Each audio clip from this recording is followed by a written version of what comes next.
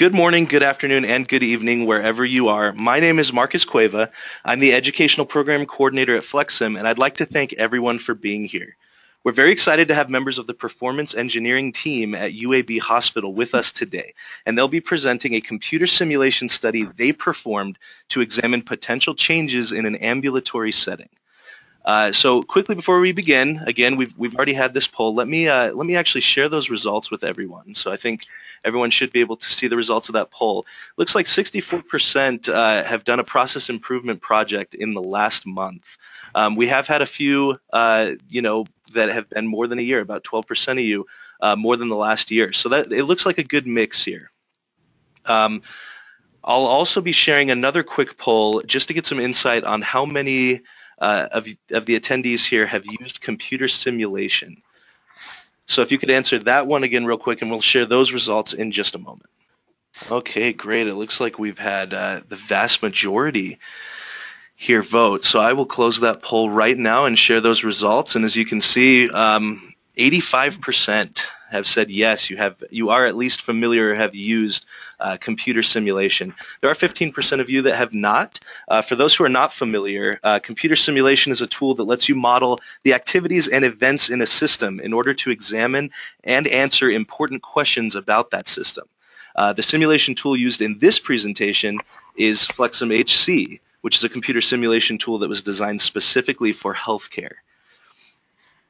So again, we're very, very, very happy to have our special guest speakers here. This is a team from UAB, the UAB Hospital, I should say. I'm sorry. I've turned control here over to Debbie Flint. I'm just going to introduce them really quick, and we'll go from there. So again, as I mentioned, our presenters today are Dr. T. Hyatt, Lee Kate Humph, and Debbie Flint. Dr. Hyatt is Professor Emeritus at the University of Alabama at Birmingham after teaching in the Health Administration Department for 23 years. And since retiring, he's continued to work with the UAB Health Services Administration staff, as well as several hospitals in the Birmingham area. Lee Kate is a senior engineer in the Performance Engineering Department at the Kirklin Clinic of UAB Hospital, and she's worked in an ambulatory setting there since 2012. She began her career at UAB Hospital in 1998 as a management engineer. And finally, Debbie Flint is the Director of Performance Engineering at the Kirklin Clinic of UAB Hospital, and she spent time in management engineering, financial management, and as the business manager of radiology in 29 years with the UAB health system. So I'm going to turn control over to them, and I'll have them introduce this wonderful presentation that they'll be giving to you today. Thank you so much, Marcus. We are so excited to be with you all this afternoon and share with you our story, tell you our story of our journey in simulation in the ambulatory setting here at UAB Hospital and the Kirklin Clinic. So what I'm going to do is start off and give you an outline of our presentation today. We're going to give you the background and the atmosphere that we are working in here in the ambulatory setting. We're going to talk a little bit about the project goal. And then we're going to share with you some of our information of how we built the model. So we're really excited to see that 85% of you have done work in simulation modeling before, because we are going to give you a few technical details, not too much to bore everybody to tears that has not done simulation, but just we hope that you can learn some of the shortcuts that we developed to kind of help us be more efficient in our model building.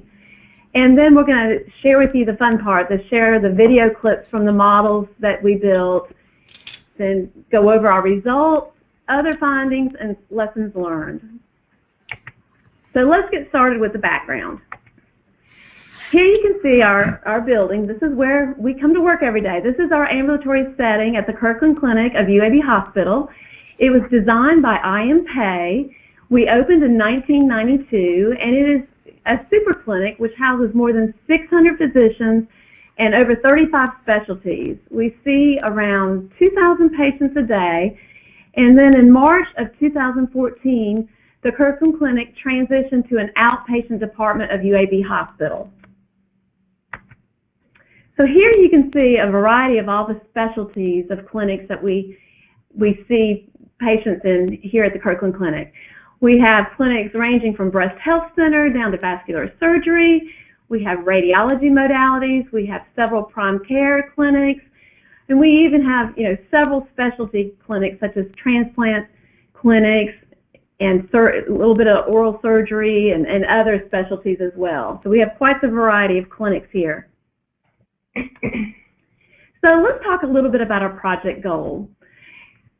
The question of interest was, in the particular clinic that we were studying, the question came about, where is the best location to perform the patient intake? You may also hear us refer to it as triage.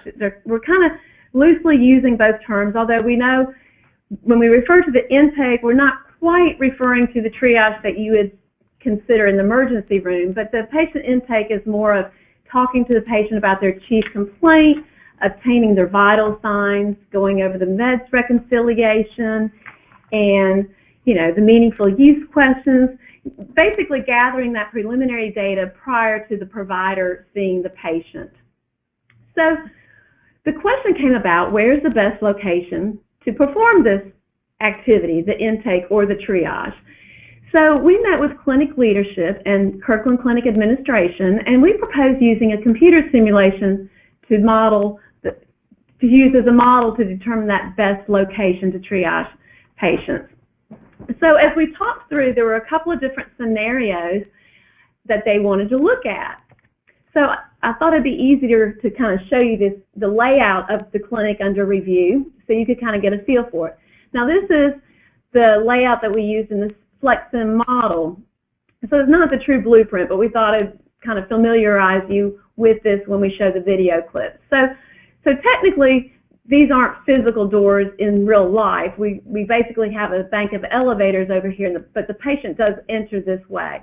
So the patient enters to the clinic and comes to the registration desk where they're greeted by the clerk, and the clerk checks the patient in, and then usually the patient will have a seat until one of the nursing staff call the patient to the back to perform the triage. So the current state at the very beginning of the project was that exam room 2, you can see we have 8 exam rooms in this clinic space.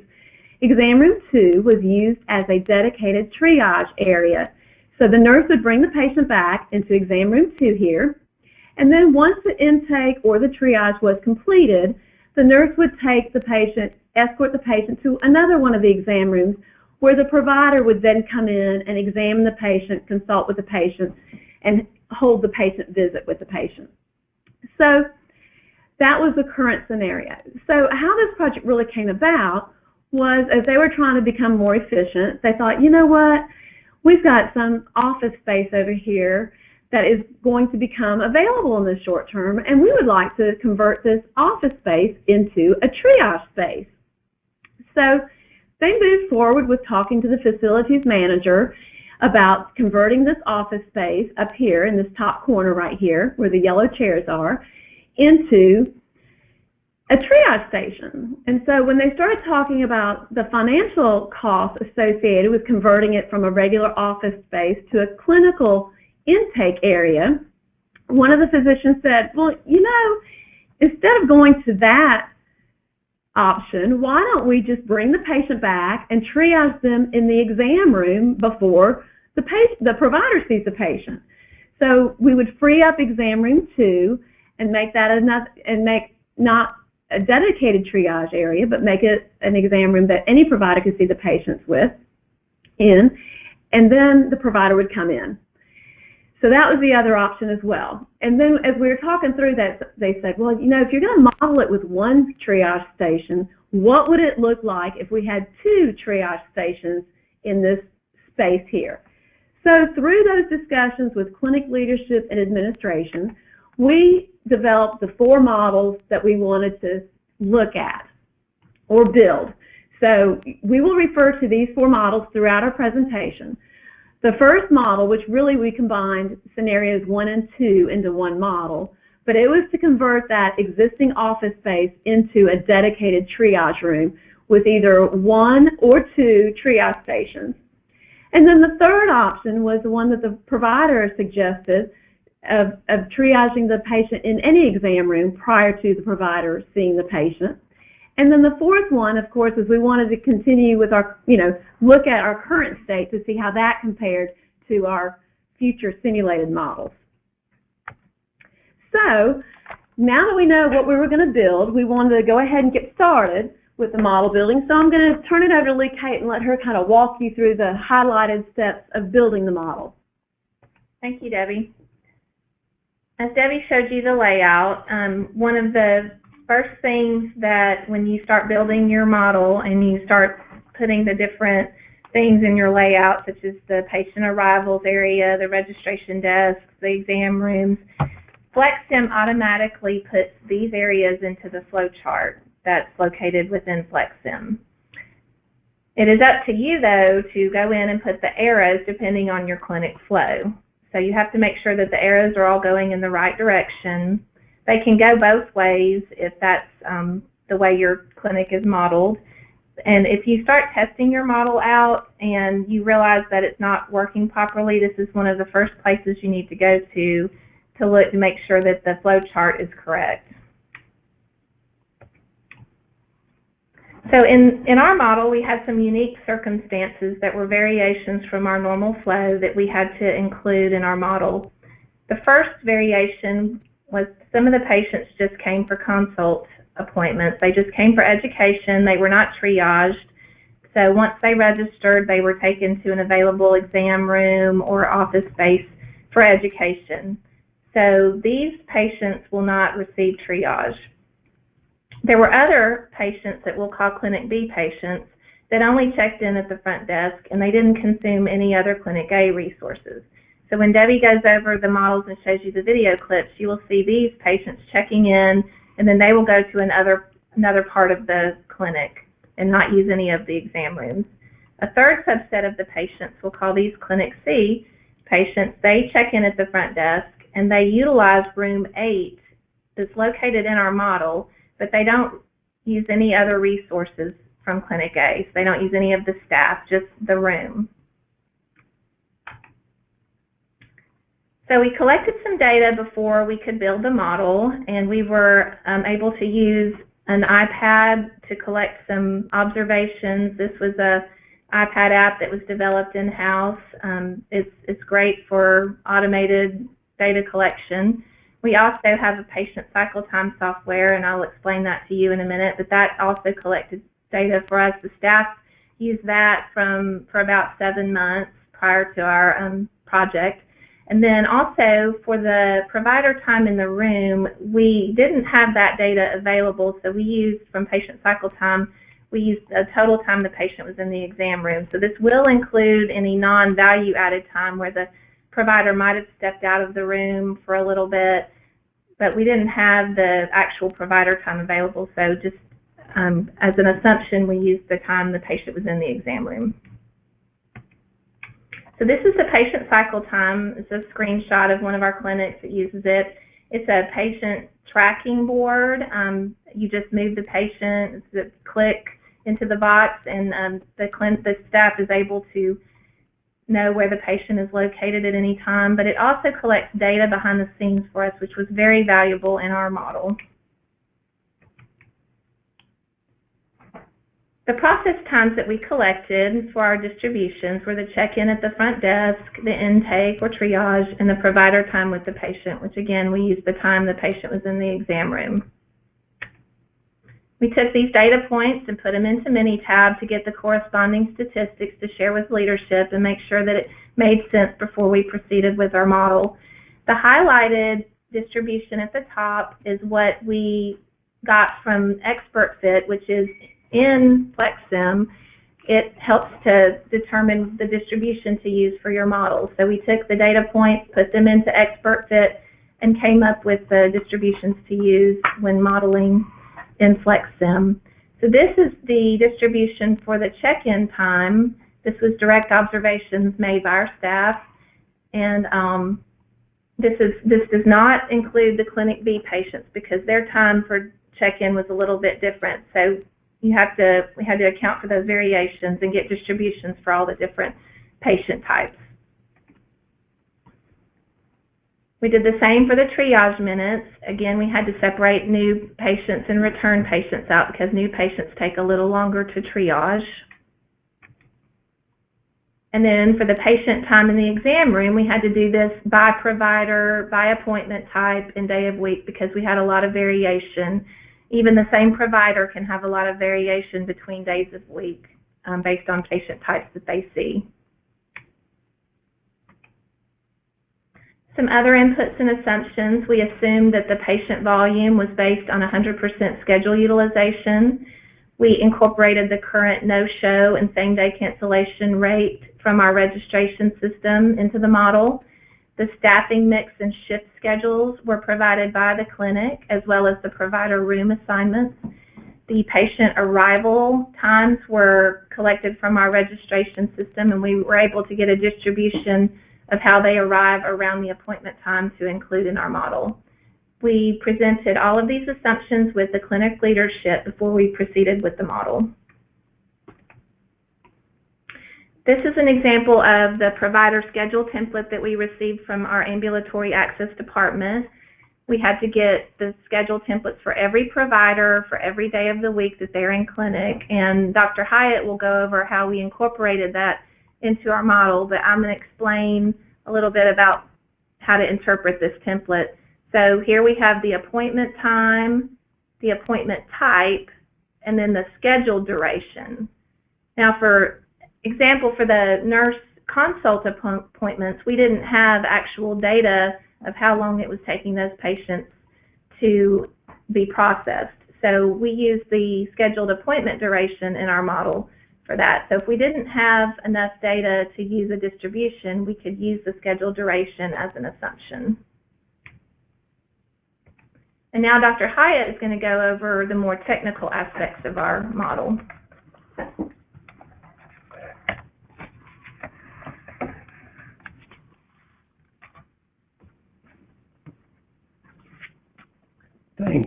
Thanks, Lee Kate.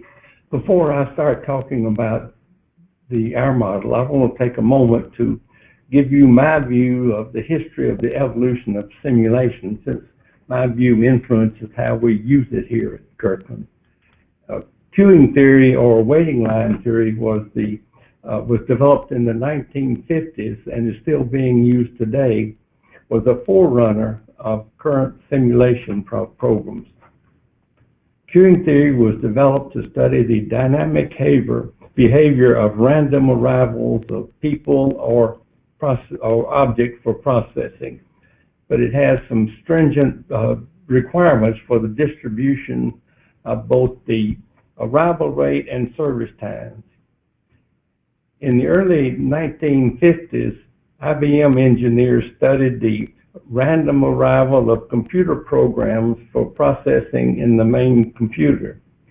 When the processes they were studying didn't meet the requirements for queuing theory, they developed a computer-based simulation program called GPSS, General Purpose System Simulator, focused on random arrivals.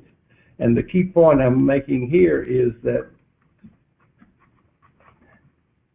we're talking here about random arrivals and a scheduled appointment. So I'm talking about looking at the random arrivals coming in right now. When IBM put their GPS program into the public domain, those who developed similar computer programs tended to also focus on random arrivals. In the outpatient clinic here at Kirkland, we don't have many clinics where patients arrive randomly.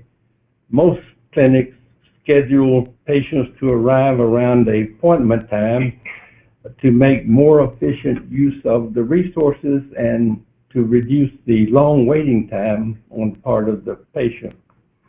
So we model our clinics using the information from the patient scheduling template, which Lee Kate just discussed.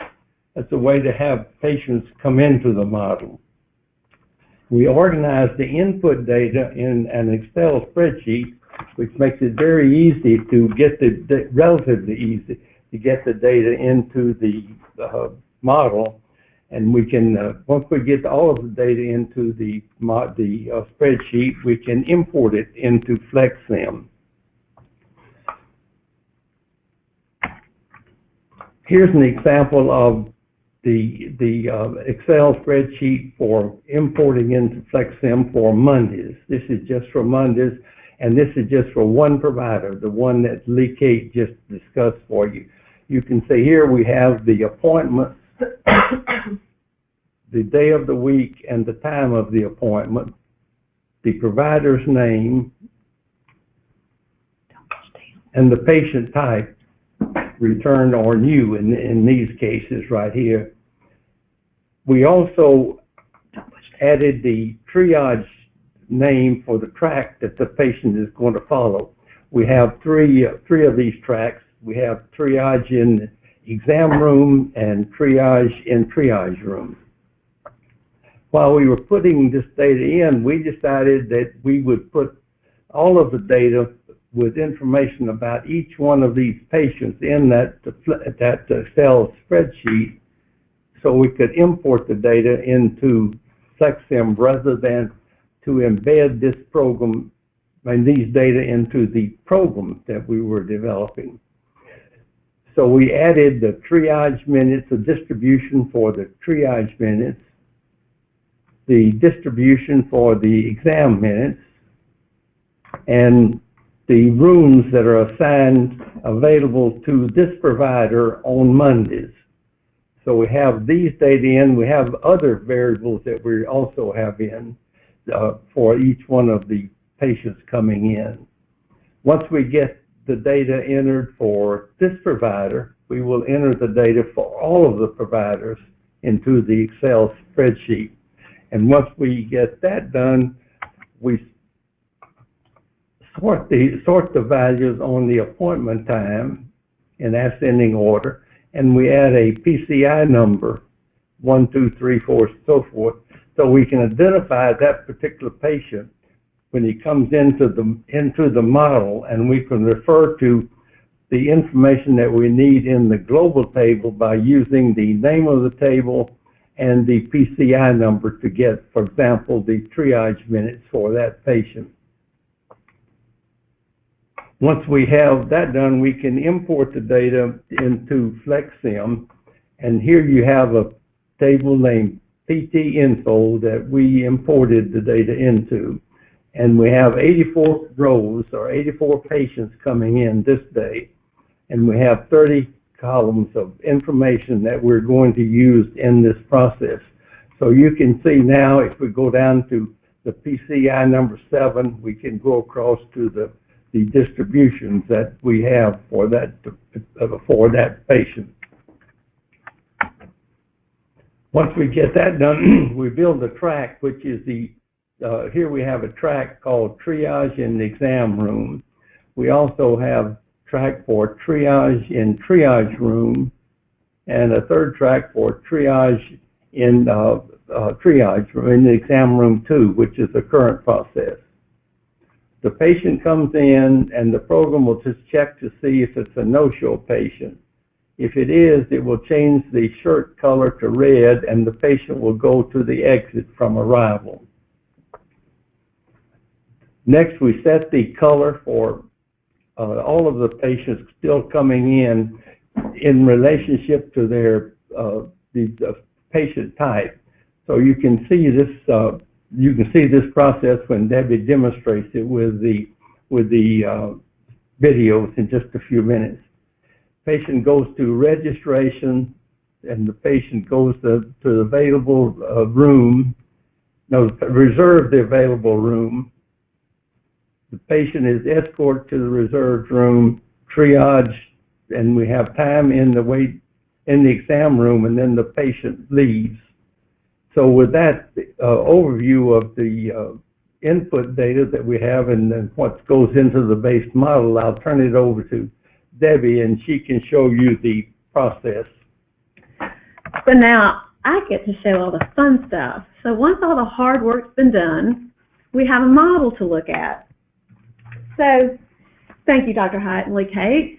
So basically, we've put in our inputs, we've gathered our data, we've made our assumptions, we've built the model, and we used the global tables like Dr. Hyatt shared with us, mainly because that was the best way that we could simulate all the different days of the week without having all those changes embedded in the model and having to change the model every time. So this would allow us to put those global tables in to update the model and quickly get the results. So this is the first scenario of looking at converting the office to the additional triage space. So as we mentioned before, the patient walks up to the front desk, is greeted by the clerk and registers, and then as the nurse in the back is available, the nurse will take them back to the triage station. So here you can see that this particular model running shows 2 nurses with the 2 triage stations. So as Dr. Hyatt mentioned, we found it very helpful to change the shirt color of the different patients because those patients represented different flows, like Lee Kate talked about some of these unique flows. So for example, the people in the yellow shirts are going to that other clinic, but they just use our front desk to register. So while the nurse won't do their intake and they won't use our exam room, we still had to model them because they were taking our resources at the front desk.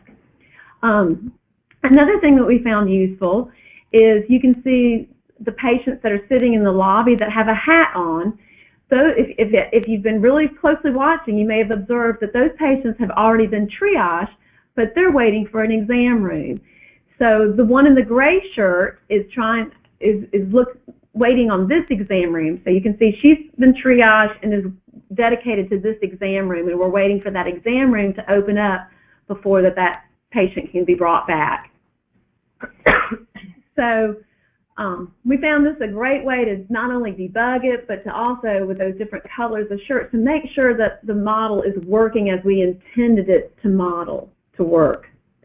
So now I'm going to share with you the scenario where they would triage in any exam room. So once again, and a couple other things to note, I was talking for the other one, you can see the staff.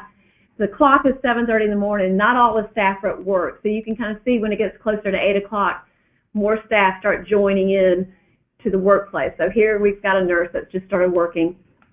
And we've got another front desk person now that's going to start working right now. So now we've got 2 people at the front desk. So, you know, the clock can kind of tell you where you are in the day. And we have sped this up so that, you know, we wouldn't spend too much time sharing it. But we do want to at least show it to you because it really is a rewarding time when you get to this point and you get to see your model really working.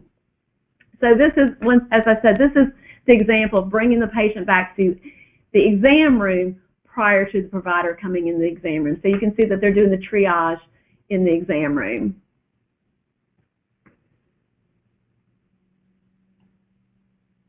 And then our final model is to triage the current situation, or the current at the time, which was to triage in this dedicated space right here, exam room 2.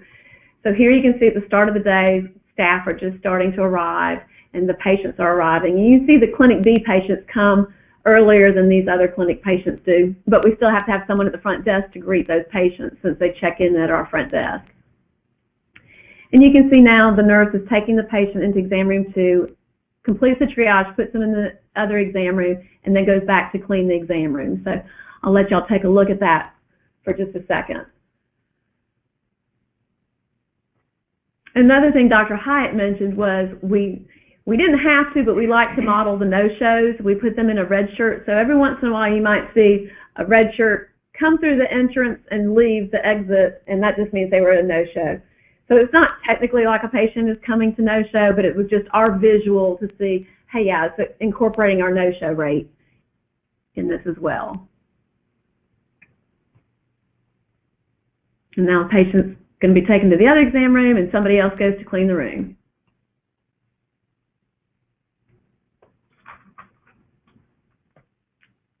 Okay, so now that we've run the model and we've built it all, we're like, okay, so how are we going to make a decision as to where's the best location? So we thought, well, we've got to figure out what are the metrics that we want to look at that we determine to be drivers of efficient flow.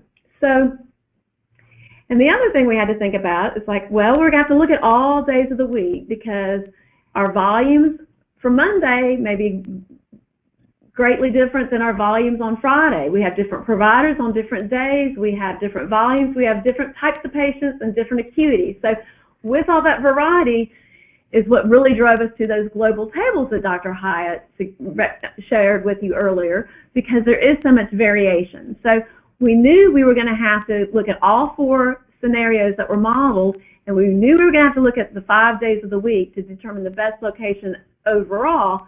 So really that would have been 20 different outputs based on, provided by 15 dashboards. So we knew that if we handed that to leadership and said, okay, here's your data, their eyes would have glazed over and they would have just looked at us like, well, just tell us the best idea. What's the best? So back to our drivers of efficient flow, we thought, all right, what's really important? So here are our top three that we chose. We said, okay, well, we want to know how long is that patient waiting out in the lobby.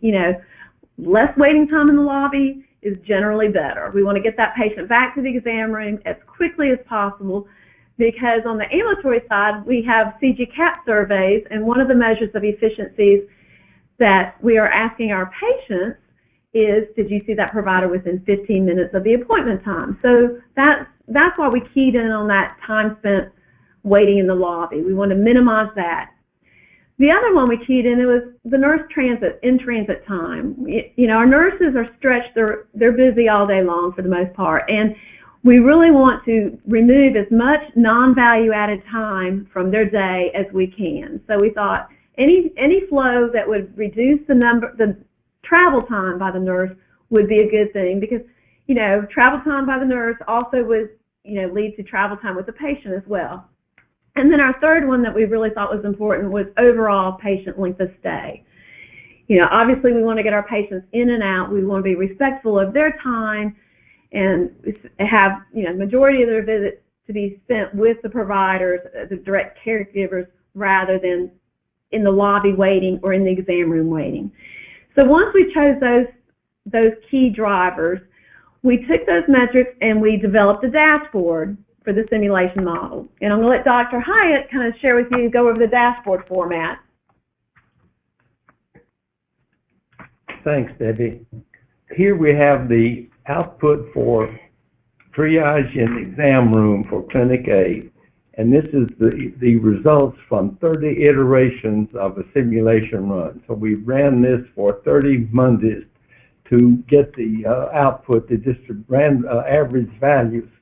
Here we have the average number of Clinic A patients coming in and the average number of no-shows. So you see the average number of no-shows is 7.4 out of the 45 patients on the average.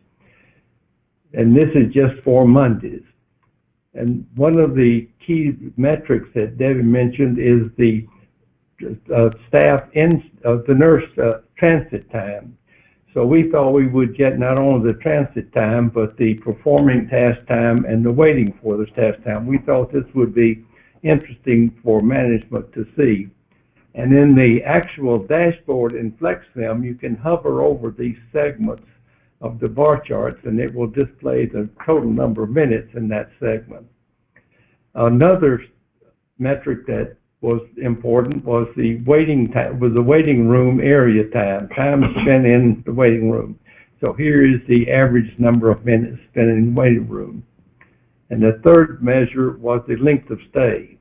So we got the average length of stay for all patients, and though we didn't use it in the study, we picked up the average time for each one of the providers, just in case that was of interest to management. A couple of extra values that we got that we didn't use in the study was the average minutes in the exam room and the exam room utilization. And this is the overall, this bar chart represents the overall average time. And here we have the time for each one of the exam rooms. And I'll turn it over to Lee Kate, and she'll discuss how we organize this information. Thank you, Dr. Hyatt. So as Debbie mentioned, we had 15 dashboards, and that would have been just too much to present to leadership. So we wanted to figure out a succinct way to compare the results. So this project was done in the fall, and we love football here in the South, so we decided to do a playoff format. So we took the key metrics of similar scenarios and compared them to one another.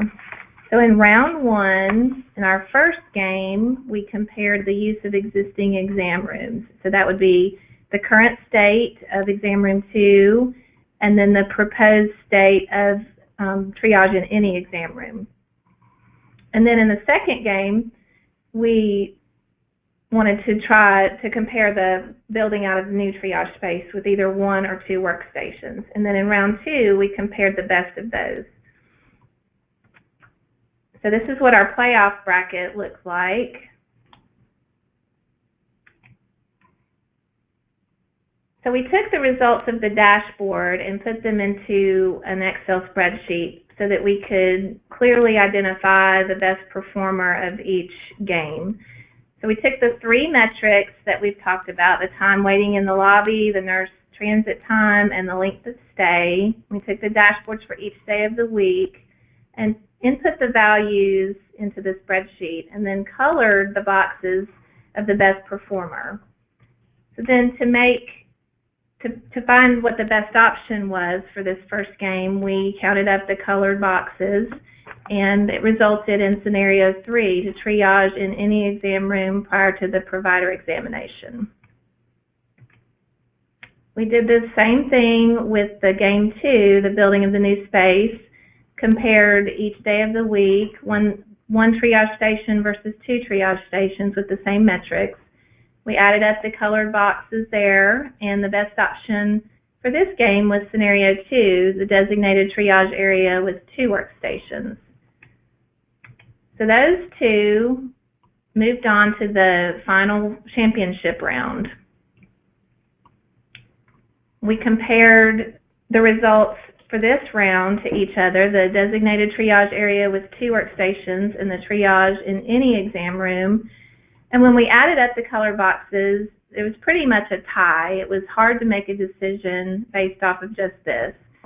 So we decided to add a few more metrics to look at and do a final round comparison. Overtime. This was our overtime round.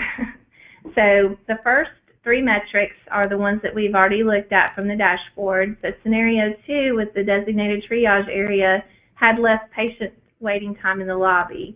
But scenario 3, to triage in any exam room, had less nurse transit time. The length of stay was about the same, so we really couldn't make a decision based off just those 3 metrics.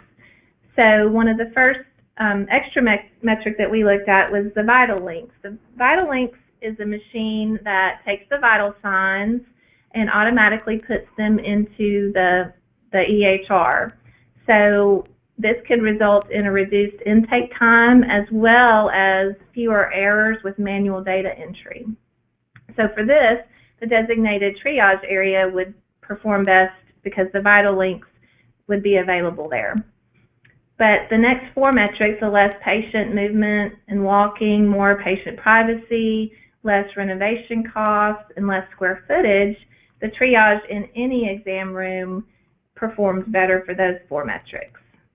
So when we added up the check marks, our recommendation to leadership was scenario 3, to triage in any exam room prior to the provider examination.